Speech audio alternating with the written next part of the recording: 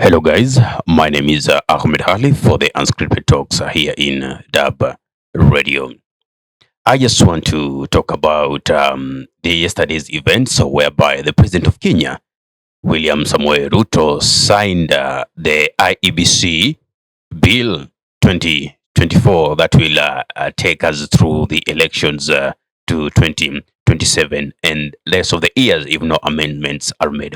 In presence was the former Prime Minister Raila Odinga, former Vice President Kalonzo Musyoka, the Deputy President Rigathi Gachagua, and many other leaders who were there, both opposition and those who are in government. Now, these did not augur well with the Gen Zs, with the youth, with the millennials who have been supporting, you know, who have been in the forefront of fighting this government with the atrocities, with the draconian laws and bills that they are trying to bring in. Now, let us get this straight.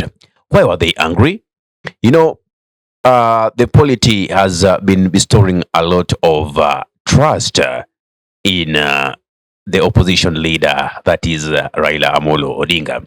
So him being seen yesterday with the president and saying that dialogue is the way actually didn't augur well with the polity, because remember, in each and every election that Raila has been vying for, he has not been able to be the president. Okay, some say the election that he has won and they were stolen, no, not in his favor. And the ultimate prize is that he's never been the president. But in one way or another, he finds his way into the government through the popular thing that we call dialogue, which then goes through to handshake. So either way, he's never losing. He always finds his way into the government. From time, handshake with the Daniel Toroitich Arap Moi, handshake or the coalition Nusu Mkate government with Mwai Kibaki. Come the Uhuru era, dialogue, there is a handshake. And now with William Samuel Ruto, there it is, the AU seat that is being campaigned for. And also yesterday being seen together and doing a handshake and now requesting for a dialogue, and telling the youth this is the way to go, the dialogue way. Now, wait a minute. The youth are so angry because they didn't tell Raila Amolo Odinga to represent them. So in this case, they were asking, who are we? Who are we?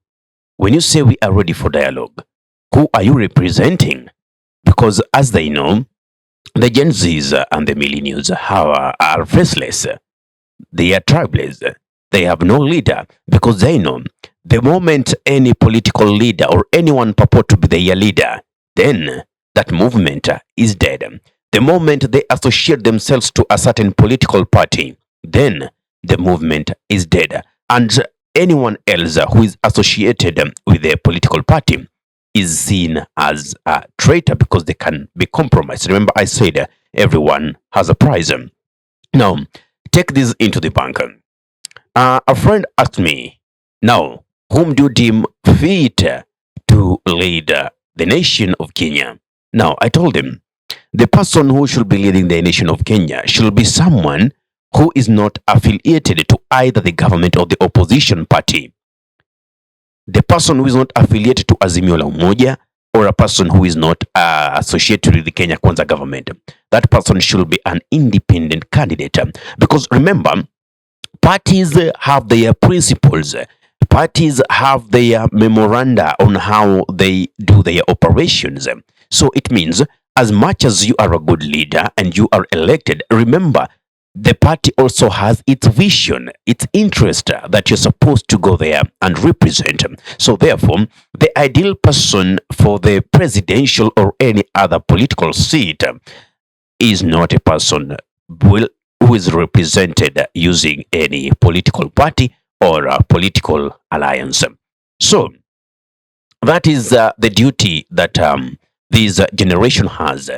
First and foremost, people should register to take votes. People should register so that come 2027, they are armed with the most important weapon, which is their voter. Now, anyone associated with these current politicians is an automatic turn off. You understand that? As you see, the political class are now joining to defend themselves because they know when this generation comes for them, no one will be spared. Questions will be there, an audit will be conducted. Remember what I told you. At the end of the day, politicians will be politicians.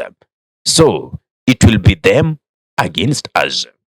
It was so discouraging to see the member of parliament of Dadab constituency, that is Faram, when he was saying if he would have been the president, he would have slaughtered 5,000 agencies and millennials who were protesting. What an insensitive sentiment to make. So to him, these are people who are supposed to be killed for rightfully exercising what is well enshrined in the Constitution. These are the kind of leaders that we have. People who get into those positions of leadership and they believe that those positions belong to them and nobody else other than them.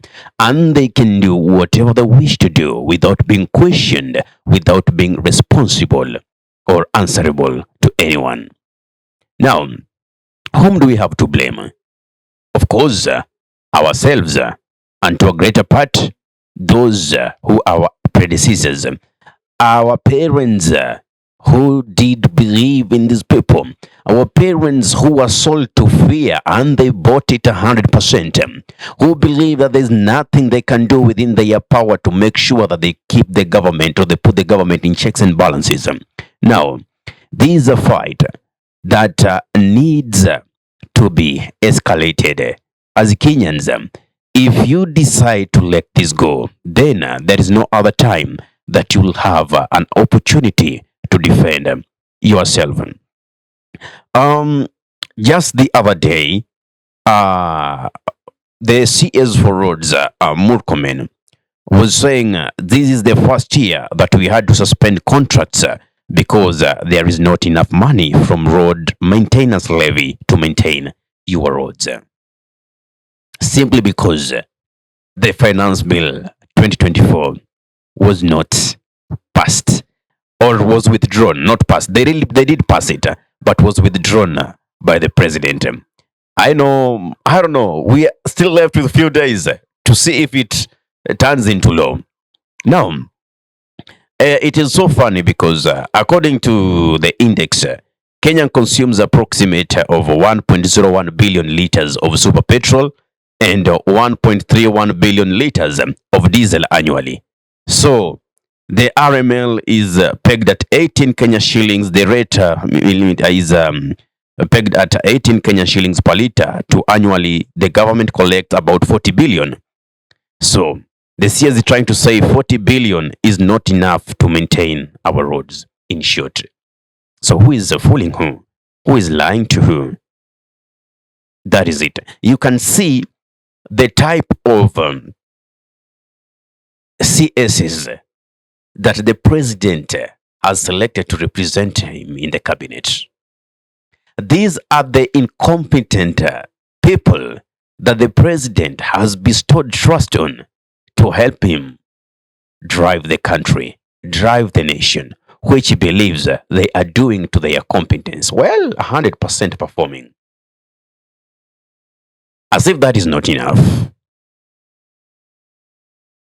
They hope that people thought will join them in this fight. Raila Odinga now is already in bed with the government. Now, I told people that I'm sorry, Raila Odinga is never the option for you guys. He is after his own selfish gains. He only uses people. You go to the streets, fight for him. He bargains with the government. He gets his share. He comes down, tells you, relax, let us dialogue. Each and every time. Go back to history. Look at what turns out after elections. especially when Raila Odinga has been defeated, whether rightfully or wrongfully. He takes his supporters to the streets, they demonstrate, property is destroyed. The government calls him to the table, he's compensated, whatever way, his interest considered, and in one way, he finds himself into the government. At the end of the day, you are left with no one. Because what do you do when the opposition itself is in bed with the government? There's this famous saying that says, in politics, there are no permanent, there are no permanent friends, there are no permanent enemies. And as you can see, anybody can jump ship anytime. They can get into the opposition alliance or can get into the government alliance anytime. And there's law that is guarding that. If you're elected on a particular party ticket and you jump ship, it means you should call that seat vacant and fresh elections are held. But who follows that law? So the biggest problem we have here in Kenya is not insufficiency of laws, but implementation of the same law. So all we need are leaders who are going to follow the constitution to the letter. Leaders who will hear the voices of the polity. Leaders who know what the citizens want. Leaders who will go back to the citizens. Hey, we are about to generate this bill. Or even before telling them you're about to generate that bill, before you take that bill to the parliament, share with your constituents like, hey guys, I am planning to have this bill on parliament about this, and this. Then let the people themselves tell you, okay, go ahead with it. We are in support of it. Or they tell you, no, we are not in support of it. Or kindly amend this, and this. Put it this way. That is the best public participation. So when you go to the parliament, it's not about showing how you have better debating skills or not. Anybody could reason with the bill. It is voted in for the benefit of the nation. You understand? Not just coining bills because you're being told the representatives of the people. Now, instead of representing the people, you represent your own personal interest. So, is it wrong because it's as if Kenyans are being punished for participating in demonstrations? It's like Kenyans are being punished for upholding and practicing what is well enshrined in the constitution. It's so disheartening. Kindly go to our, if you're watching from our YouTube channel, kindly subscribe, press the notification button so anytime that we are live or we upload content, you'll be the very first person to be notified. You are watching from Facebook, kindly follow us. Dub Radio is ultimately your experience. Now, the allegations that are coming in about the protests that have been happening, and the one that was so bad where goons infiltrated the process. It is said and alleged that the deputy president Rigathi Gachagua has a hand on it. Yeah. And this makes them now not augur well with the president, who for the past, 2 weeks or so, has not been able to come out to the public. And now, as you know, Zakayo is his new nickname. So it's like this poster says Zakayo is also angry and helpless because Gachagua hired goons that caused the damage of looting and destruction. He wants to punish him, but he doesn't know how. Why can't he use the law? He's afraid of losing the Mount Kenya vote, but he should realize he has already lost the whole country, including his stronghold in Rift Valley. The man isn't sleeping. He hasn't left the State House for 2 weeks. Ametoka kwenda kanisa tu na leo kwenda KICC. Now that is yesterday when he went to KICC for the signing of the IEBC bill. Following Zakayo's favorite quote, you can lie to some people for some time. You can also lie to all the people for some time, but you can't lie to all the people all the time. This Kenyan movement has finally caught up with him and his lies, and has also caught up with the entire political class and their delusions. Kenya belongs to all Kenyans, and we are taking it back. One flag, at a time. My question is, whenever the government is at crossroads, why is Raila always so fast to go and defend the government from falling into a ditch? Why is Raila the only one person who is always being used to sanitize wrongdoings of the state? Remember the NYS scandal? Yes, that the then governor Waiguru was part of it. Later on, who cleared him? It is the same Raila Odinga who said that Anne Waiguru is as clean as cotton. Atrocities committed by the Uhuru Kenyatta administration, the Rivayala bodies, the bodies that were being dumped in Rivayala, the state killings that are happening south, north, east, west, every corner. Later on, who came and said that Uhuru Kenyatta is clean? The same Raila Odinga.